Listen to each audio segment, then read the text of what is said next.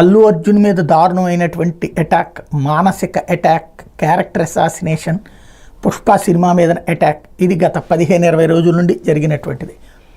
ఆ తర్వాతన అయిపోయింది సినిమా పతనం అన్నటువంటిది కూడా రాశారు. కాకపోతే వాళ్ళు 667 కోట్లు ఏమో కలెక్షన్ వచ్చింది 3 రోజులు అని చెప్పారు. మరి నిన్నటితో కూడా కలిపితే వాళ్ళు 750 చెప్తారు, 800 చెప్తారో తెలియదు.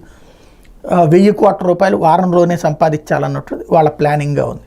అది సక్సెస్ కాదు తెలియదు. వీళ్ళైతే మేము సక్సెస్ అంత లేదు, వాళ్ళు కనీసం 150 కూడా సంపాదించుకోలేదు, ఇదే చెప్తా ఉన్నారు. అయితే ఎప్పుడైతే అల్లు అర్జున్ తాజాగా సక్సెస్ మీట్ సందర్భంగా థ్యాంక్స్ చెప్తూ అందులో భాగంగా అల్లు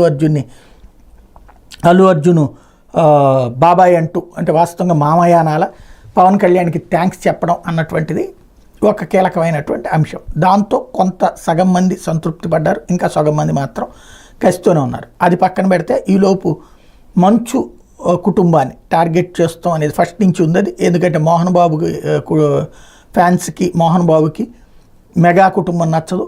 దానివల్ల వాస్తవంగా ఇద్దరు బాగానే ఉంటారు, కానీ వాళ్ళిద్దరి మధ్యన కూడా అంతర్లీనంగా కాదు బహిరంగంగానే ఒక స్పర్ధ ఉందన్నది పలు సంఘటనల సందర్భంగా కనబడుతోంది, పలు ఉపన్యాసాల సందర్భంగా. ఇప్పుడు వచ్చేటప్పటికి మోహన్ బాబు తాజాగా వాళ్ళ అబ్బాయికి సంబంధించిన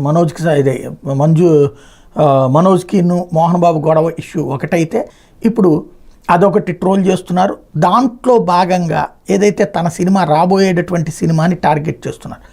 అది కన్నప్ప పేరుతో ఒక అద్భుతమైనటువంటి సినిమా తీశాను, అది పాన్ ఇండియా సినిమా అని చెప్తున్నటువంటి నేపథ్యంలో ఆ సినిమాని టార్గెట్ చేస్తూ నెగిటివ్ టాక్ క్రియేట్ చేసే ప్రయత్నం చేస్తున్నారు. మరి దాన్ని ఎదుర్కోగలిగినటువంటిది వాస్తవంగా మనోజ్కి విష్ణుకి మంచి టీమే ఉంది, సోషల్ మీడియా టీం. వాళ్ళు ఎలాంటి సమాధానం చెప్తారో చూడాలి.